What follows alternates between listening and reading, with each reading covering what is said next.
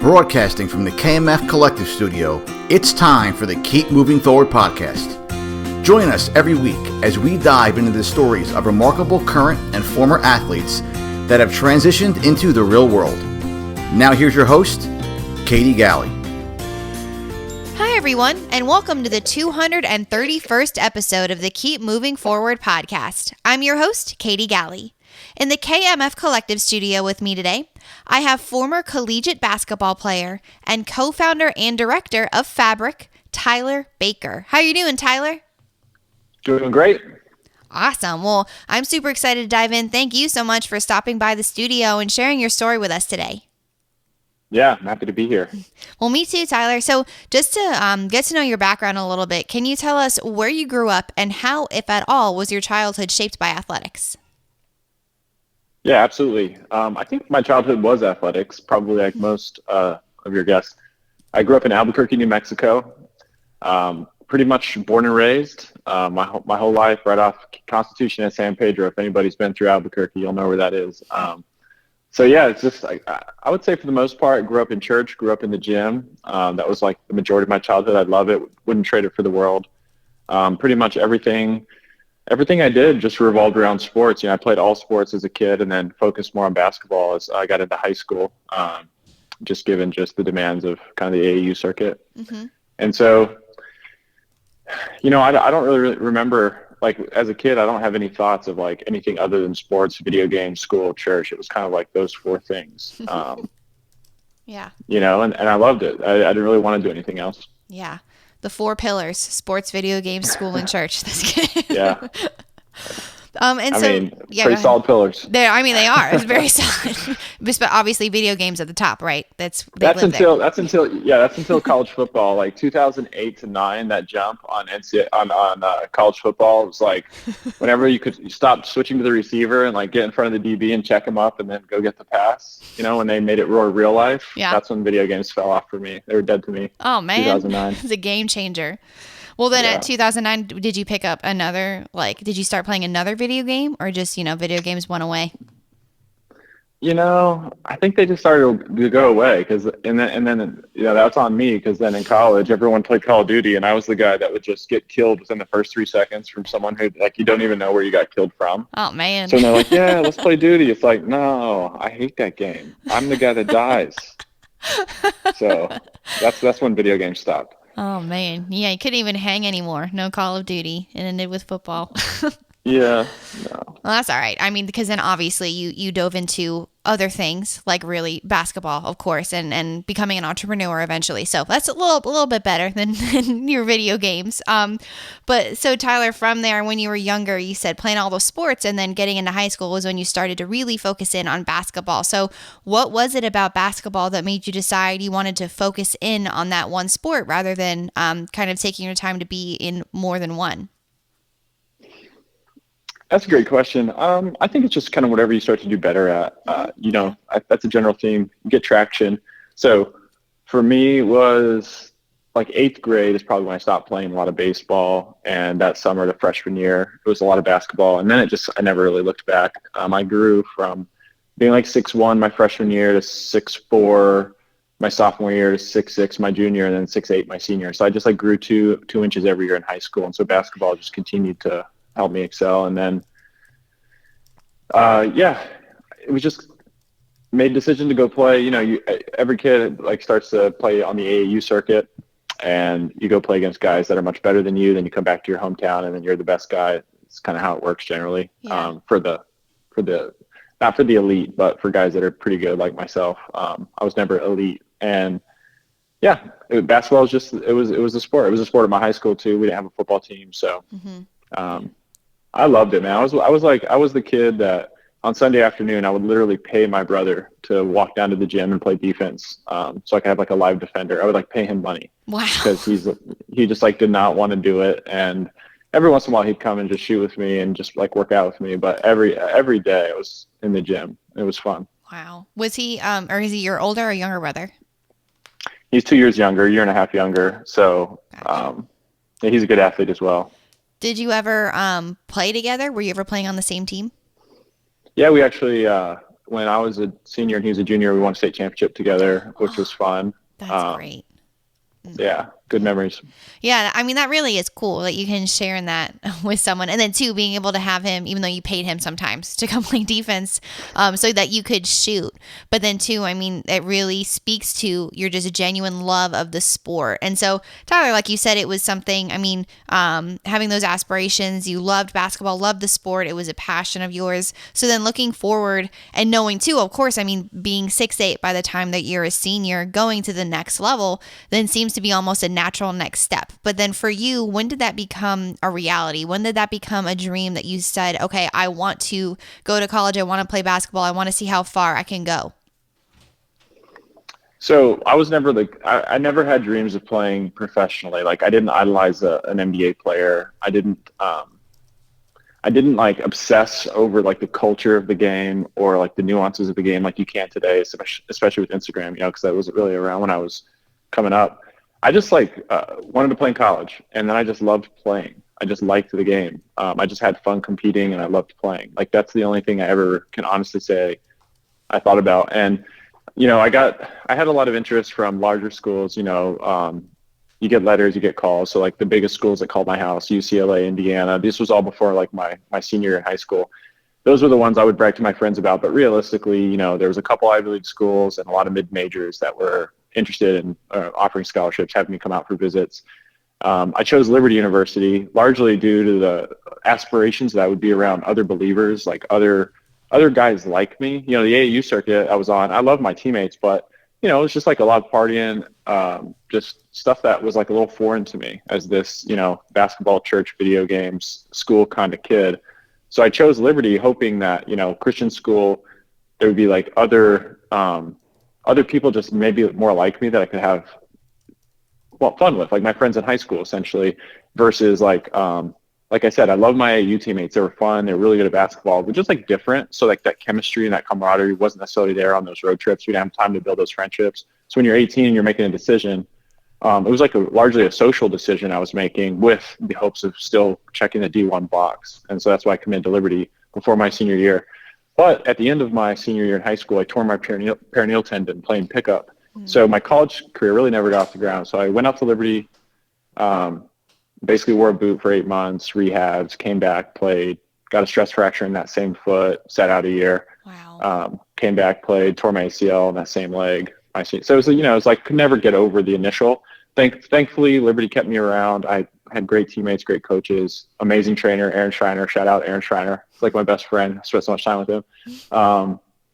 So that's like the nutshell of the college career. It never really got going. But to answer your question, you know, basketball, which I still love to this day, there's just something about if you can find something you get lost doing. Like if you lose track of time doing something, that's probably a really good indicator that you like that thing, you know, and you should probably find a way to incorporate that thing into your life, assuming it's a healthy thing to do. Yeah.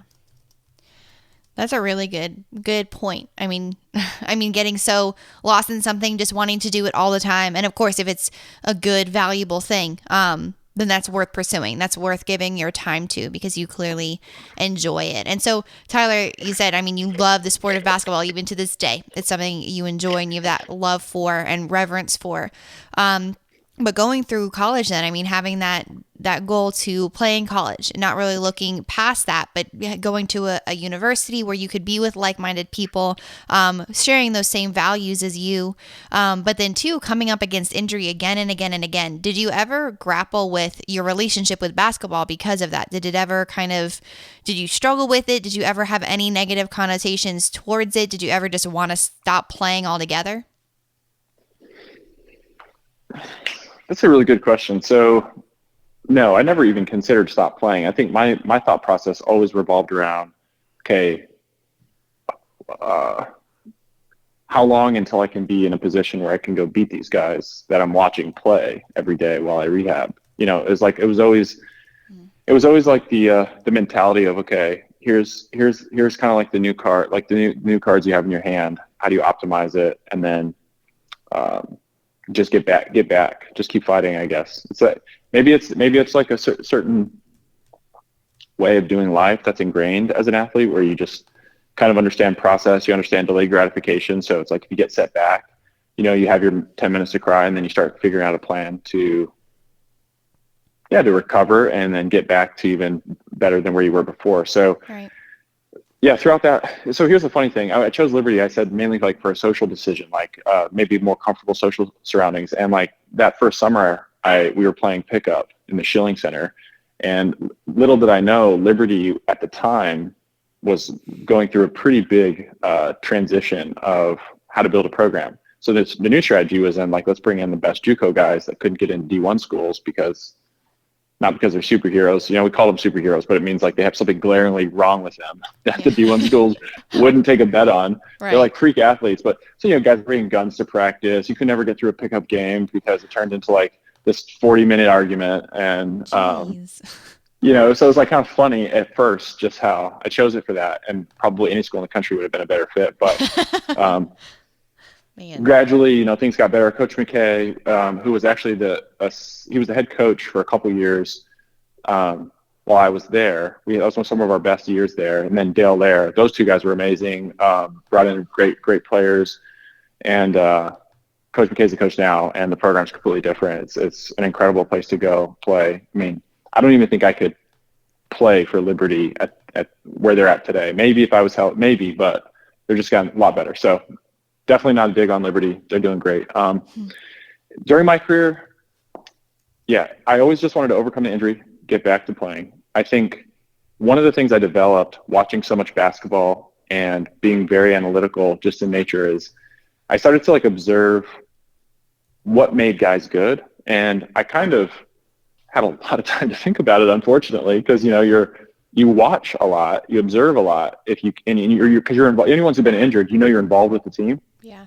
You go you're on the bus, you practice, but you're just kind of like you're like one step outside the circle because you're not able to compete. And so you want to get inside the circle. It feels so good to be in the circle, but you're still really close when you observe.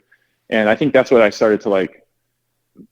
I'm still kind of dissecting all the stuff I learned through that journey in my life, but it was super valuable because you understand what makes people good, whether it's work ethic, innate ability, some sort of like physical factor, mental factor. I mean, I can like pretty much dissect all these guys that I watch play, the Jesse Sanders, the Seth Currys, Anthony Smiths, like all these guys, what made them good, what made them not so good, how much of an edge a guy had on each other. And that taught me a lot about probability and risk, which I think I use in business today.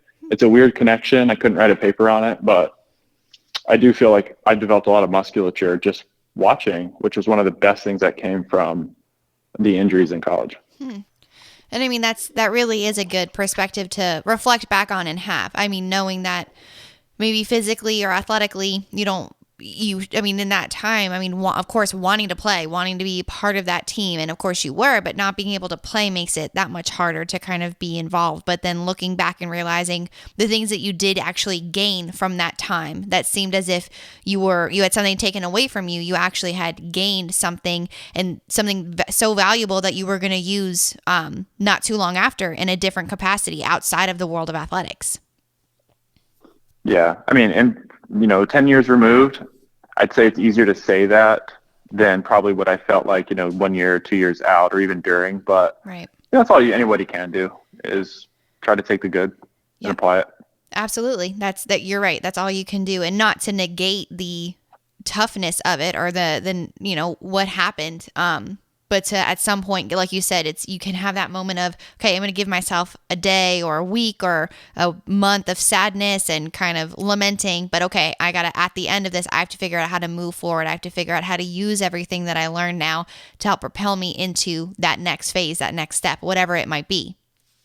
Yeah, for sure. And just to kind of try to be more direct to the injury pieces, when I tore my perineal tendon, I didn't know I did it. I drove out to college. I tried to do preseason conditioning on it for like 2 weeks, and I just couldn't really.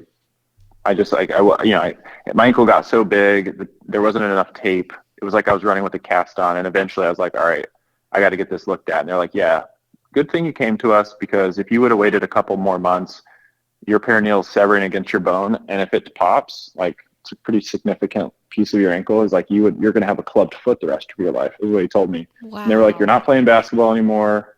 You should probably just quit and rehab it. I was like, yeah, I'm not doing that. I'm definitely going to play again, but you know, it definitely led to a stress fracture and an ACL tear. So it's like the doctor kind of got the last laugh there. But the first two were really hard because of like, it's like so just, you know, it affects your life so much and your goals. The third one, when I tore my ACL, like I definitely was devastated because it was right before my senior year. I was actually starting playing well. But like when I went to the locker room after maybe like a 10-minute cry, I felt this huge weight lifted, just gone. So I knew basketball was over. Wow. Like there was no rehab goal. There was no, I knew I knew there might not even be rehab other than regular life. Like, you know, your mind works so much faster than your words. And I just remember a weight lifted, like I'm done with this. And, that was the weirdest thing. And like, if you look at research, because I've looked into the research, it says like most athletes that have the sport taken from them with an injury versus being able to voluntarily walk away, they have a lot of like psychological or emotional difficulties that lead to depression. And it's like clinically they're more probable for, I don't know, just like bad things after that. Mm-hmm. And for me, it was the best thing that ever could have happened just because the door was completely shut. There was no back door being like slightly open, unlocked. It was like it was shut and locked. So, you know, that helps with direction. You know, it's like, all right, I'm doing something else now. And that, I mean, that really is a good point because it's true. It's whether or not you made the decision, it's if injury made that decision for you. I mean, the struggles that people have grappled with, athletes specifically. I mean, it's devastating, and you hear that a lot. But then too, like you said, I mean, having it taken away from you and then having that weight lifted, and for you then deciding, okay, now this is my chance, this is my time to move forward from this. And which is interesting because I mean, having that clarity in the midst of an injury when you're still in college, going up on your senior year, was it just kind of a thing that you, like an ethereal thing that you felt a weight lifted off of you, or was it that in that moment you made that decision? And then once you did, that did happen. How did you kind of start making steps forward out of your basketball career and forward through finishing college and just looking ahead? Yeah. So the first part of that was when, like, I tore my ACL in a game against Old Dominion. Mm-hmm. It was like on the far side of the court of our locker rooms. Like I made a move against, I think his name was like, anyways, their center. He was pretty good.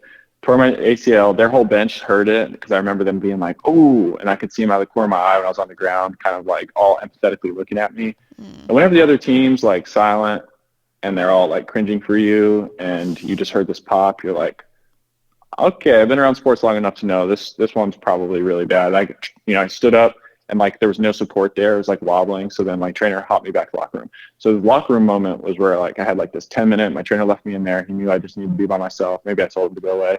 And I was sitting against the wall right next to the bathrooms. And, you know, like I don't know what it was, but I could tell you, like when people say a weight was lifted, if you've ever had that experience, it's like a sigh of relief so big where you feel maybe like 5 pounds lighter, or 10 pounds lighter, like your chest just like almost gravity releases it. And yeah, that was the thing. So then after that, okay, this begins like a whole other process. And like, you know, this podcast is probably for, you know, a lot of times athletes can identify with this component. And this is a big piece actually what I'm doing with my most recent software company. But like,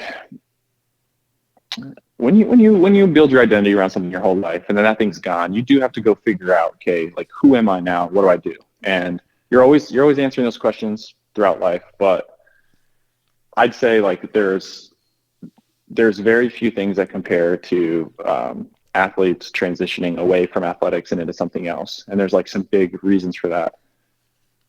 And they're pretty obvious reasons. Like you don't have to be a PhD to understand this. It's like if as your brain's developing and as you're developing as a human, if you are the best, which most college athletes, pro athletes, they were the best kid at their sport. Mm-hmm. So the world treats you a certain way. They give you praise for being like a high performer.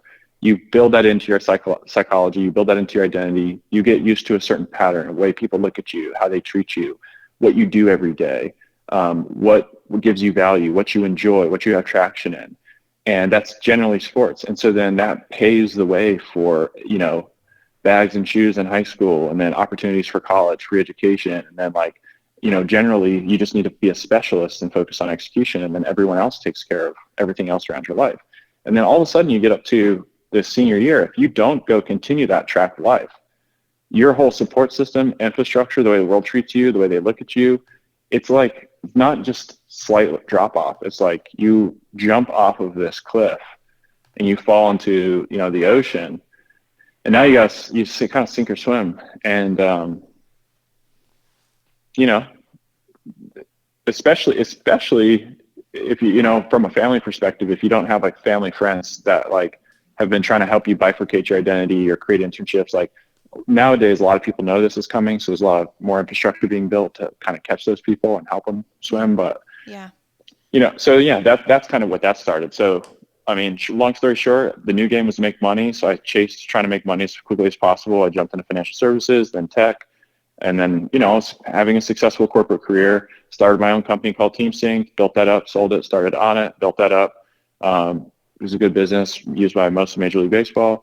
And then now we're building Fabriq. But through those last 10 years, just to kind of fast forward, it hasn't been until the last 2 years where some of the hardest work I've ever done has been working through this identity piece. Because even for the first 8, all I was really doing was trying to chase this feeling or this level of status that basketball once gave me. Not even in college. It was probably as an 18-year-old kid. Yeah. And I'm just trying to get back to that point. Wow.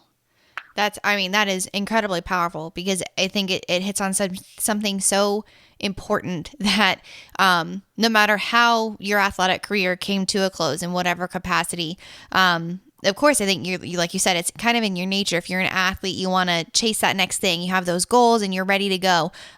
Just wanting to achieve the highest level that you can because you're that high performer, because you were the best at whatever it was you did. So it stands to reason that you want to be the best at whatever it is that you choose to do next. But then too, knowing, and it catches you off guard at any given time. It's something that identity crisis is something you'll likely grapple with always. It will take different forms and it'll look different at whatever life stage you're at. But you built up different companies, you sold them, you're building up another one now.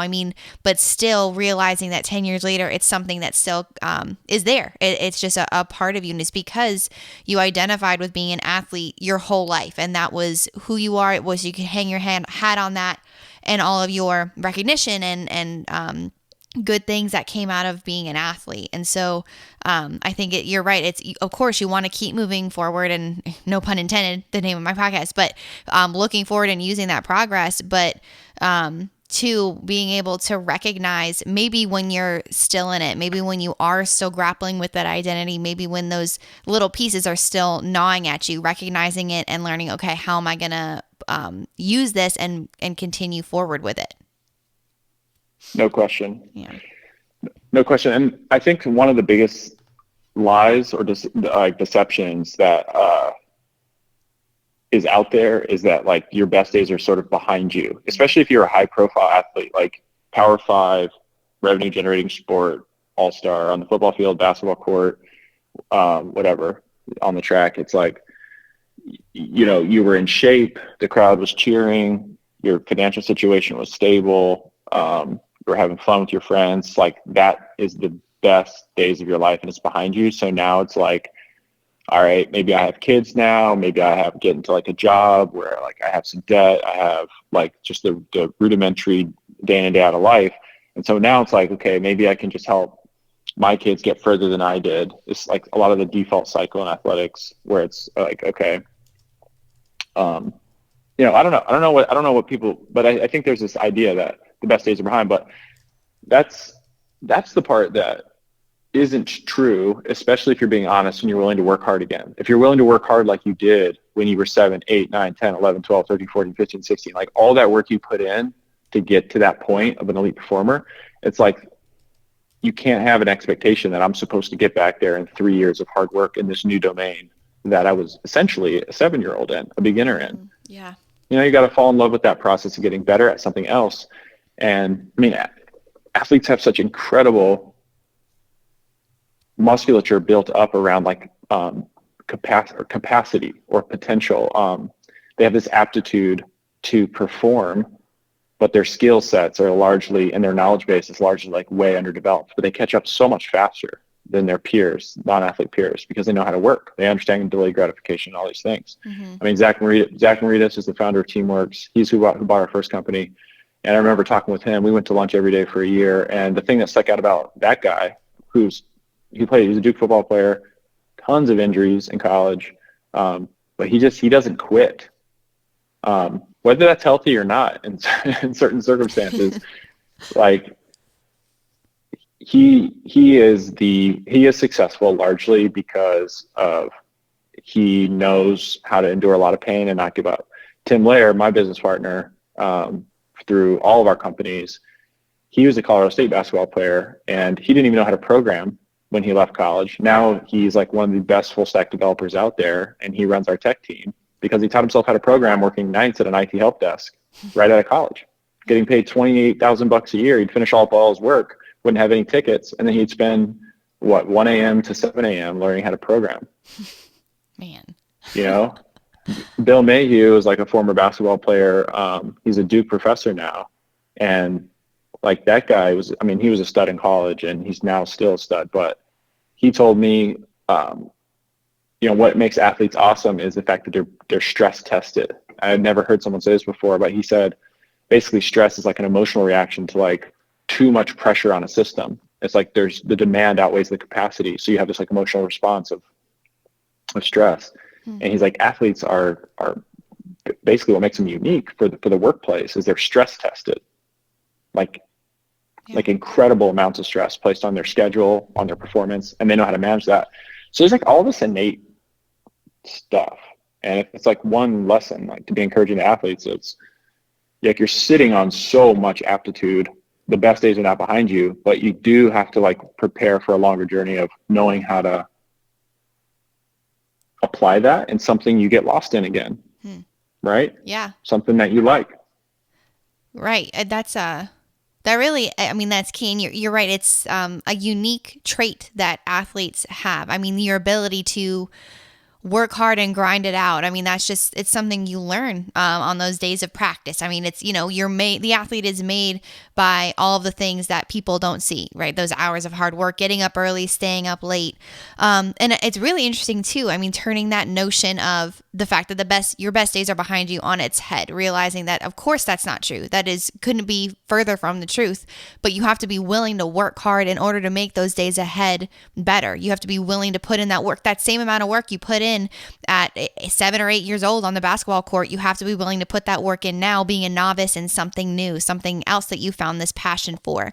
And so I guess I'm just thinking then, how would you do that? How would you start to, you talked about how the capacity of athletes, pointing to real life stories of people who have done that, who have put in that work and grinded it out and learned a new skill, learned something new to really excel at. But how would you go about turning the notion of that on its head? So appealing to someone, a former athlete specifically, saying, no, you had great days in college or great days as a professional athlete, and those were wonderful days that you're never going to forget, but that's not the best time of your life. Whatever comes next is going to be the best. And so how would you go about doing that? Or do you guys address that with Fabriq? I love that you asked that question. I can talk about Fabriq later, but yeah, I can just separate those two items. Yeah. Personally, I think the hardest work is on the front end, because basketball didn't feel like work, and whatever else you did to, you and track, others, like there are elements, even when you're doing your sport, when you're training, it's like tons of work. You're tired, you're conditioning, but when you get up, you get going, get your body warm, and you get into competing or you get into the task, then you generally get lost again, as long as you're not injured and as long as you have like some threshold of competition. You're not just like the worst person on the court playing against everyone way stronger and faster. That sucks. That is not fun. But if you can compete, it's fun. You get lost. So I think a lot of the best people out there in finance and technology and academia, like they're competing and they're getting wins and they're getting traction in their field, and it's fun. That's why you hear, like, I never work a day in my life. Warren Buffett says he tap dances on the way to work. It's because these people, right, they have traction and they're competing and they're in that zone that we've been in. So the hardest work's on the front end. It's when you're like, I don't even know what the hell I want to do. Mm-hmm. And I don't know what I'm good at. And I feel freaking lost. And anytime I go down a trail, it's like I have all this anxiety, because what if I invest in this trail or this track or the path and it doesn't work out? Then it's like wasted time. And it's like, it's an icky feeling. Like, I don't know if I should even put work here because I don't know if it's going to work out. It's like, that's the hardest part, but it's honestly not as difficult. So how do you do it? Like, number one, find someone that you wouldn't mind being like or emulating 2, 3, 4 years down the road. They don't have to be older, just further down a path you might want to be on. A lot of them might be younger, and just ask to talk to them, interview them, figure out, ask all your questions. If they're a former athlete, even better, because they'll empathize with where you're at. Yeah. Bam. You just take notes. Go do that 10 times, see what trends emerge, see what parts of the conversation gravitated towards.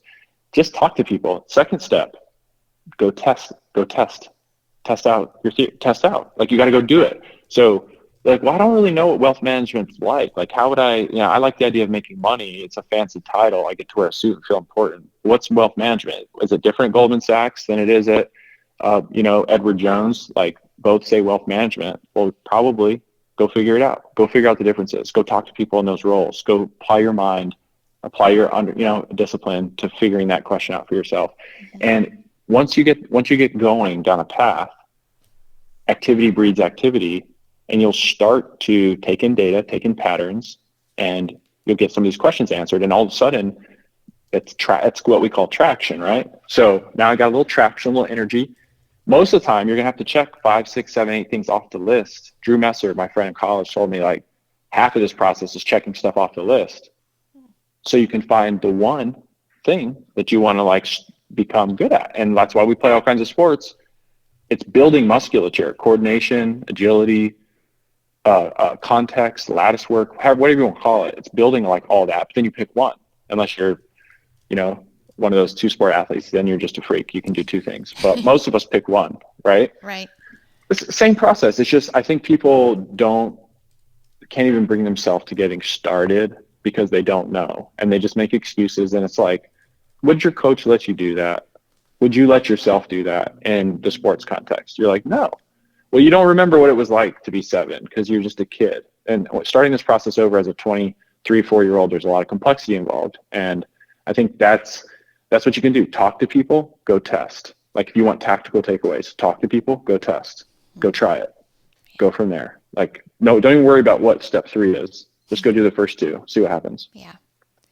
Wow. That's such a good analogy too, because I think too, then speaking about myself, compartmentalizing, because I see, looking back on my athlete years, and I know all the things I learned as an athlete are directly transferable into what I do next. The discipline that you learn, goal setting, detail orientedness, all of those things, they help transfer into what you choose to do next. But then actually applying the process of what you went through as an athlete to choosing your next career path or your next passion. And the analogy of, it's like choosing the sport. You remember you play all kids played a bunch of sports when you're little, but then there's one or there's 2 that really just gravitate. There's something that grabs onto your heart. Well, why did it do that? What is that sport? And so you made that decision then. So it stands to reason that you could take that same application and apply it to the process now, as far as what you want to do. But then too, like, relying on mentors, relying on people in those things that interest you, and then having that list, and then actually having to try them out. You can't just rely on what somebody said. You have to decide if it's something you want to actually pursue. Yeah. No question. And I think of what you shared with me about your story, even briefly, is like, you pursued a passion starting this podcast, and you're 200 episodes in, but like, it's created immense opportunities for you along the way. Yeah. That were byproducts of you just scratching an itch, being curious, and going out and doing something. Yeah, that's very true. You never know you never know what the path you choose to take, where it's going to lead you. And I would venture to say almost always it takes you places that you never even thought about, you never even considered. It just brings up these opportunities, or brings up things you just learn about yourself. And it's stuff that you could have never even fathomed occurring because you didn't even know it existed, or you didn't even know it could be a thing until you started to step forward into that role. No question. And I mean, this topic of like, what are the layers and frameworks, and how do we chop up this transition from sports to like a successful post-playing career? It's kind of the thread we're on. Mm-hmm. And the themes I've noticed, like there are so many, like Bill Gurley is one of the most successful venture capitalists in history, played basketball in Florida back in the day. But when he played at Florida, college sports is way different than if you are Joakim Noah or Al Horford. The guys I played with are older. I don't know the last 5 years, but you play at Florida, go to the NBA. It's a much different world than maybe like 30 years ago. Like so many presidents have played, or NCAA athletes. I think there's this like very much a trend where, and college sports is crazy right now anyway. But there's this trend that like the more of a successful of an athlete you are, you almost become a celebrity just because of social media, and that just like kind of ushers you into a certain way of living. Mm-hmm. If that's taken from you, the opportunity cost of not succeeding down that path is if you don't bifurcate and put investment in another path. Like if you don't know what else you can go really feel like $1 million doing, that's what we're trying to talk about. Like how do we prevent that use case from happening? But then like the majority of athletes aren't men's football, men's basketball, women's basketball, or like any sport where you can actually get paid to go play professionally. Like most of them are like, I'm just doing it all for like the love of the sport and the glory of competing. Like if you're trying to go play in the Olympics, box, run track, like there's sponsorships and there's money, but it's not a direct path to big money. Like if you're a freaking college quarterback, right? Yeah. So, and then if you're a rower, or if you're like, field hockey, like you're not getting paid to play professionally. Like you can still go to the Olympics or whatever, but the vast majority of those athletes, their psychology is like very different than maybe the upper 10% of athletes on a college campus. So I feel like the majority of people who play sports are actually like not as dire of a this falling off piece, in terms of if you kind of know you're not going to do this for the rest of your life, like make millions of dollars and play your sport, then you kind of know you have to start looking for other things. And the earlier you start that process, the better. Right. That's the trend I've noticed. Like the sooner you start trying new stuff, the better. It doesn't have to take away from your dreams of competing, but you got to start testing to figure out what else you're good at, what else you like. You're absolutely right. You have to start early. And then too, that's a good segue then into talking about you, Tyler, specifically your own professional journey. Of course, leading you to what you do today with Fabriq, but can you walk us through, you spoke to different ventures that you've had. So with Team Synced, and that you said is now acquired by Teamworks, and how it ultimately led you to found Fabriq. Can you walk us through that journey? Yeah, I'll try to be brief. Like Team Synced, I was working at Tableau Software as an enterprise sales rep. I was the youngest enterprise account executive in the company, which basically just means every meeting I went into, I was not qualified to be there, and I was pretty freaking scared because I didn't know how to do the meeting. It's like thrown into the deep end. It was a great learning experience. There was like that corporate track there, but Tim and I, who I alluded to earlier, wanted to start a company. There's an entrepreneurial gene, like it was very like bottoms up approach. Like, I don't know, we just wanted to be kind of masters of our own schedule. We knew there'd be better learning potential and more income down the road if we could be successful. So we started an operations platform for college athletic teams, pro athletic teams. We grew it from 11, 50, 150, 350 clients over like that 4-year span. Eventually, we had like the Indiana Pacers, the Spurs, and pretty much every Power 5 basketball team. We were getting into athletic department rollouts, and we did all this while we had jobs. So most of our clients didn't realize, I'm taking meetings from hotel rooms. I'm hopping out of one meeting to go do a demo in another meeting, just very much on our grind. we got to a point where we could quit our jobs and go full time on it. And not too much longer after that, we developed a partnership with Teamworks. We decided it would be better to be acquired by them. So we sold, went and worked for Teamworks for a year. And after that, and kind of during that process, we started another company, which was more something that fell into our lap, Tim and I. And there's another guy named Ethan that's a huge part of our success. But just to expedite the story, we started an app for Major League Baseball teams that most of them use to this day. And that was one that just activity breeds activity, right? Like we were doing Team Sync to learn how to build software. I mean, we learned everything on the job. Wow. How to build, like how to program, to like how to make it secure, to how to what's in a terms of service, what's in a privacy policy, what's an invoice. I'm talking about like all the basics of business, all the way up into like more advanced things like, more advanced tech, API infrastructure, like all the different things you learn along the way was on the job. And that was Team Sync. So the advice that I'm actually prescribing, that you can tell I'm passionate about, is largely what I've been able to kind of analyze about myself. Yeah. Post facto, right? In hindsight. And so, the Team Sync acquisition was a good sized deal for us. It was a 7-figure deal. Like we freed up our financial situation. We were able to like have that, I guess, that story of like, hey, you built a company and sold it, which a lot of people, it's funny too, man. There's so many lessons in here. Like a lot of people just thought it was this cute little thing. Oh, Team Sync, that's cute. That's your lemonade stand, right? And then when you sell and everyone like starts to get, okay, well, they ask how much, or like, who bought you, or like now all of a sudden everybody's giving you that, they're clapping you up, giving you the praise. Like, yeah. And you're like, why weren't you doing this 4 years ago? Right. Right. It's that delayed gratification cycle again. It's like now we get that. So,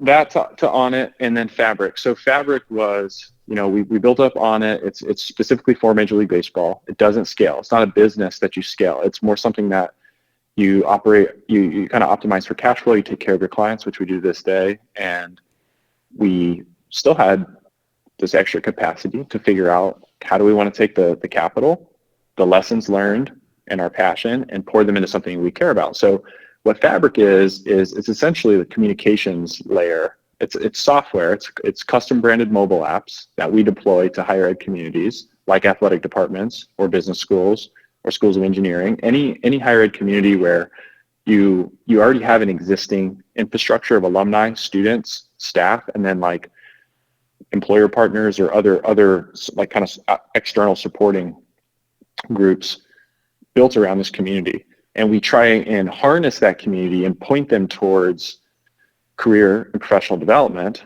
through digital experiences, all through this custom branded mobile app. And what we're really trying to do is equip higher ed with the ability to leverage their alumni and their employer partner network to create more value for students. We're trying to help them get outside of academia and get more into experiential learning, get more into learning about career through the lens of alumni, and scaling informational interviews, scaling connections. And the name Fabriq comes from the concept of social fabric. So if you're a university, you have learning that you do well. It's like your core product, or that you claim to do well. Mm-hmm. You have credentialing, which is that piece of paper that says, hey, you are a Harvard grad, welcome to the network. You are officially stamped in, and you can leverage this credential in the marketplace and in the world, and you're going to be associated with the brand that's going to create leverage for you. But the third thing is like who you meet. It's your social fabric. And so we're really trying to help entities harness the value of that social fabric, primarily through the lens of career development, like I mentioned. And so we're at the early days of that. It's been the hardest project we've ever done. But we have some really great customers in UW-Madison. We just onboarded someone from the Big 12, Liberty School of Business. We're working some football teams, so we're just now starting to get going. Worst time ever to go to market, but we're battling through it, and that's the story. And so, I mean, yeah, of course, the struggles that you guys must be facing right now, but I mean, it's just, I love your journey and the fact that you created something now that you've experienced yourself, something you needed, something you wanted, something you see the need in the market for athletes to get that experiential learning and creating that platform for them. And so with Fabriq specifically, Tyler, did you the desire to create it, was it just because of your own experiences? Did you wanted to create that platform for these athletes, or I guess how did the whole idea come about? Yeah, that's a great question. The idea was the desire to work on a product and try to have a longer term mentality of building a company that you really care about the product outcomes. Team Synced, we started because we wanted to start a company. We had an idea of a problem we could solve. We thought we could make money doing it, and we could learn doing it. It fell into our lap. It's a good way to make money. Mm-hmm. Now it was like, if we want to build a company, what kind of company would we want to build? And I think that is still something we're learning about, like what makes a company great. I think it has less to do, by the way, with what that product is than I did when we started Fabriq even 2 years ago. I used to think like you have to solve this really noble mission and have a good economic model for it to kind of be the perfect thing to do.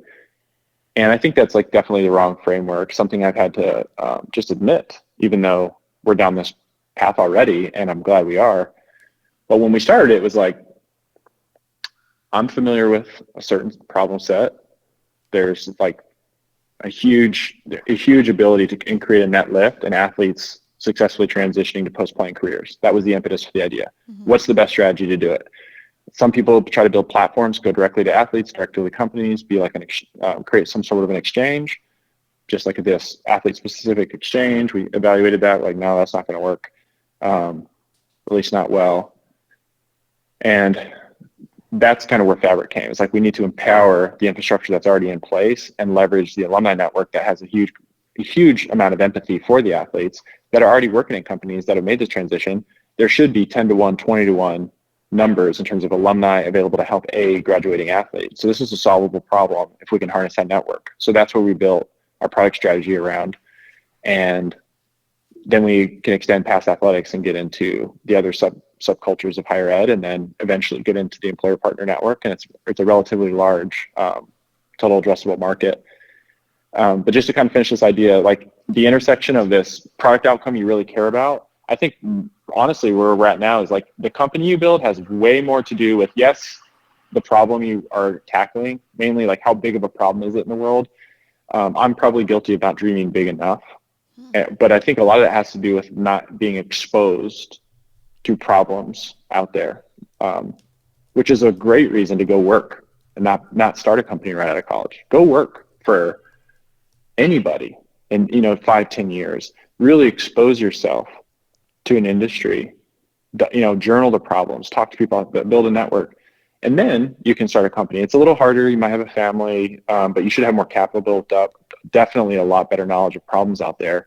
And at the end of the day, solving a problem, starting a company is just solving a problem. You just want to solve one that's in a big addressable market. And I think more to do with company building is the people in it. It's the language within your company. It's how you interact. It's and I think a lot of product outcomes can meet that. Whether you're trying to help companies save money or whether you're trying to help people be more healthy. I don't think there's one more noble problem than the other, generally speaking, if you're tackling it the right way with the right people. Mm-hmm. So, but yeah, that's a lot of thought went into Fabriq. It's been by far the hardest thing we've ever done.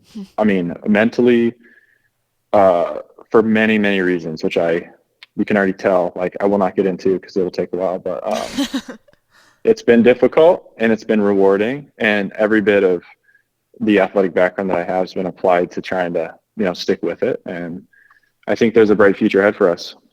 Yeah, absolutely. I mean, I love what you've created. It's such an incredible thing and clearly needed. And drawing on your own experiences, like you said, it wasn't, of course, basketball was a key part in your growth and your identity and helping fuel you forward. But you garnered those experiences by exposing yourself to the workplace, pursuing different things that you didn't really know anything about, just having that experiential learning and now being able to directly apply it apply it to Fabriq, knowing that it can grow looking forward. And so, Tyler, where do you guys see Fabriq growing to? What's your ultimate goal with it? There isn't so much a specific long-term goal as the way a goal would be defined, but I think the vision for it is, we want to create a lot of successful use cases within the next several years of an incredible net lift and a sustainable net lift in all the communities we launch of students and young alumni, leveraging existing alumni to create healthy networks that really help people find meaningful careers. And we're measuring everything to try and keep ourselves honest as to, are we actually doing this or not? And so far the data indicates that we are, and we're not there yet, but we're on our way with a lot of good early signs.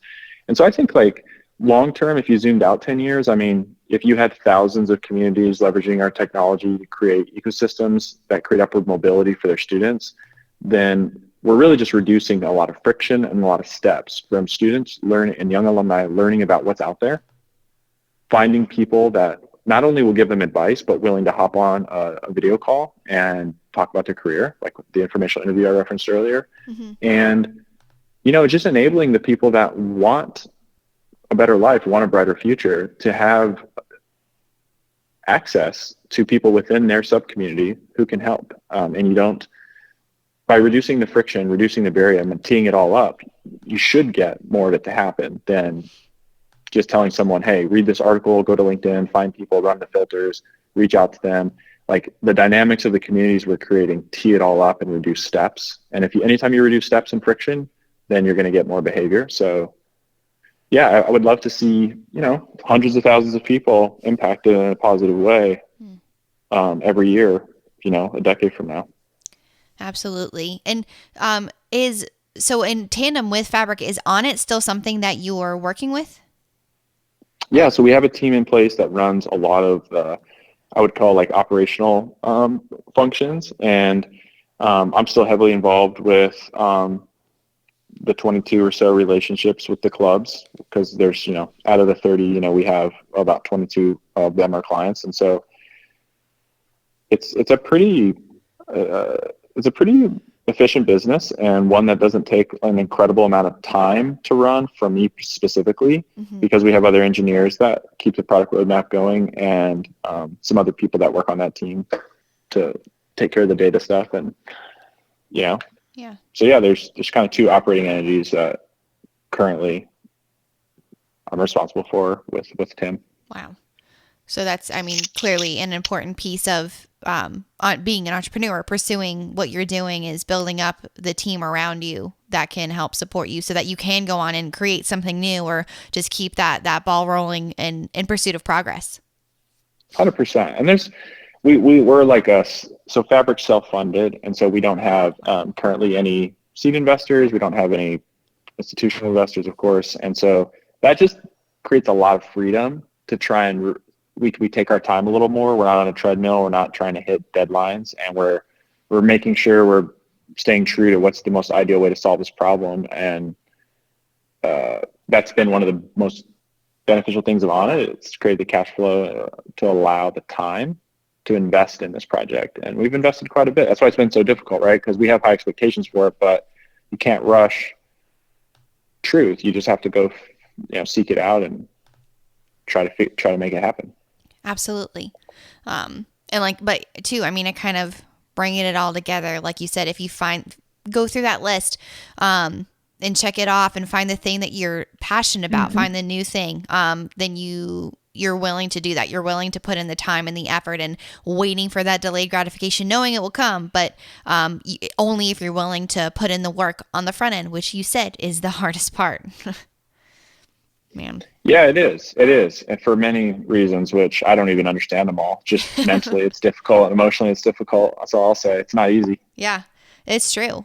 Well, Tyler, clearly you've led such an incredible life. Personally, professionally, athletically, to date, and have achieved so much, and looking forward, knowing, of course, with Onnit and Fabriq and whatever other company or platform you come up with will clearly be very successful. But just reflecting back on your life today and also looking forward to what's next. I just have one final question that I ask all of my interviewees. What do you want to be remembered for?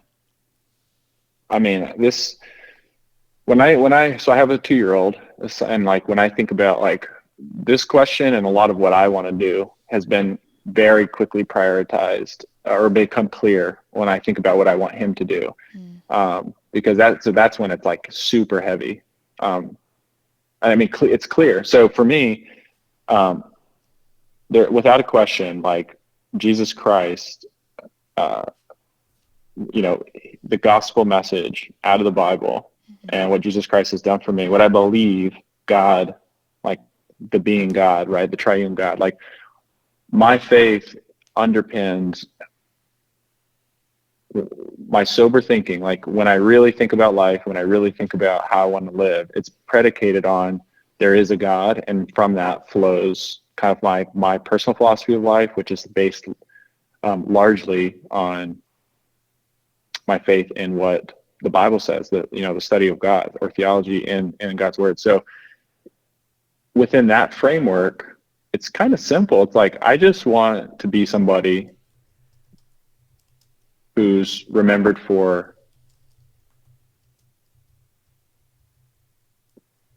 it sounds cliche, but like I want to love God more and love other people more. And it's not because I'm trying to achieve some sort of like saint status. It's like I think that's how I've been created to be optimally happy. And there's many reasons for that, but I think you're satisfied and you're happy when you're kind of living out of the perspective of the gospel, which is been saved by grace. So you can't earn this love that you've been given, but out of that love, it compels you to want to love others because of what's been done for you. And it's a pretty equilibrium base. I think it protects you, it guides you. Now, not even close to even 75% of the decisions in my life has been made out of that, by the way. So I'm not saying like I'm like crushing this, but that is what I aspire to be, because that's what I would want for my son. Like that's by far, that's what I'd want from him. And then whatever that turns into, it turns into. Thank you all for tuning in. I hope you enjoyed today's episode. To learn more about our guest, check out the show notes at keepmovingforward.us. While you're there, go ahead and subscribe to our newsletter to stay up to date on all things coming out of the KMF Collective Studio. Always remember, you can beat the odds and go the distance if only you keep moving forward.